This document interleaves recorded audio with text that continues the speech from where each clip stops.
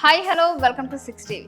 So chicken అంటే చాలా మందికి ఎంత ఇష్టమో చెప్పనవసరం లేదు. సో దీంతో మనం నార్మల్గా చికెన్ కాకుండా చికెన్ ఫ్రై చేస్తే అయితే ఇంకా చాలా మందికి ఇష్టం. సో అదైతే ఇంకా చాలా ఇష్టంగా తింటారని చెప్పుకోవచ్చు.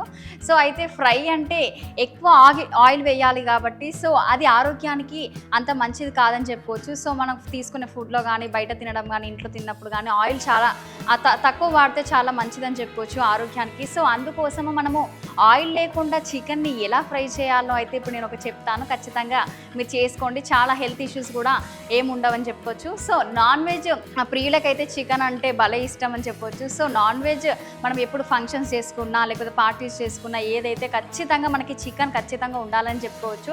ఎందుకంటే ఎంత ఇష్టమో చెప్పనవసరం లేదు. చికెన్ చూస్తే చాలు తినాలనిపిస్తుంది. సో ఇది ఎన్నో రకాలుగా మనము వండుతారు. సో నార్మల్గా చికెన్ సూప్ కానీ చికెన్ డ్రై కానీ వెట్ కానీ ఇట్లా చాలా టైప్గా అయితే వండుకుంటారు. సో అయితే ఫ్రైని అయితే చాలామంది అయితే ఇష్టంగా తింటారని చెప్పుకోవచ్చు. సో ఇది ఎంతో టేస్టీగా ఉన్నప్పటికీ మనం వాడే నూనె వల్ల కూడా మనకు ఆరోగ్యానికి మంచిది కాదని చెప్పుకోవాలి. సో అయితే నూనె లేకుండా రుచిగా మనం చికెన్ని ఎలా చేసుకోవాలి అనేది ఇప్పుడు నేను చెప్తాను.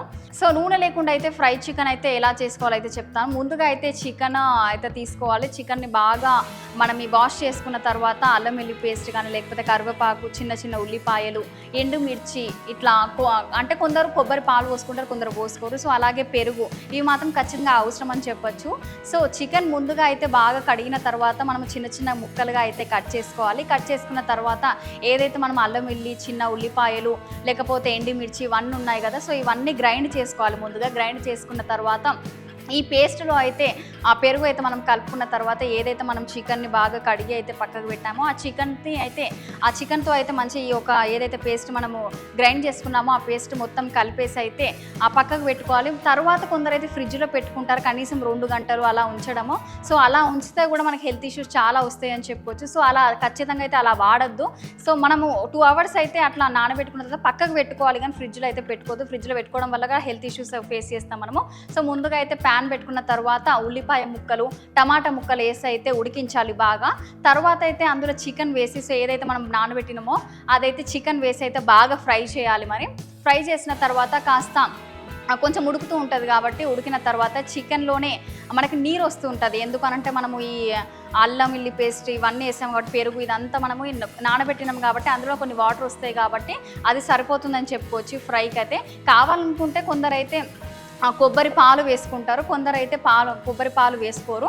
సో వేసుకున్న వాళ్ళు వేసుకోవచ్చు, లేకపోతే లేదు.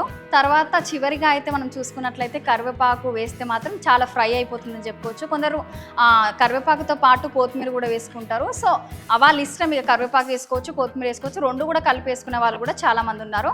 సో ఇక చూసారు కదా, ఖచ్చితంగా మీరు మీ ఇంట్లో చేసుకొని నూనె లేకుండా తినడం చాలా మంచిదని చెప్పుకోవచ్చు హెల్త్కి. సో మీరు కూడా ట్రై చేయండి, ఎలా ఉందో కామెంట్ సెక్షన్లో కామెంట్ చేయండి. సో మరో కుకింగ్ వీడియోతో మళ్ళీ కలుద్దాం. చూస్తూనే ఉండండి 6 టీవీ.